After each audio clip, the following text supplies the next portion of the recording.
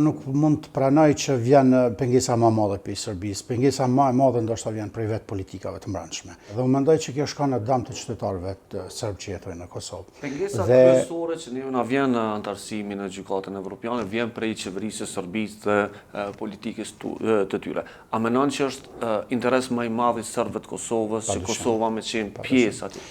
Padyshim, edhe pse nuk mund të pranoj që vjen pengesa më e madhe për Serbisë. Pengesa më e madhe ndoshta vjen prej vetë politikave të mbrëmshme, sepse duhet jemi më koherent, duhet jemi më bashkëpunues dhe kooperues me Megjithatë ka pas një avokim prej Serbisë për mos antarësim. Është e pritshme dhe unë mendoj që kjo shkon në dëm të qytetarëve të serb që jetojnë në Kosovë.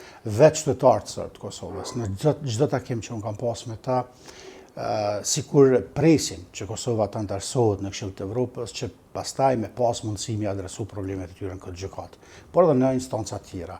E do mendoj që kur them që dëmtohet qytetari i Kosovës, këtu kam parasysh të gjitha komunitetet, pra edhe serbët.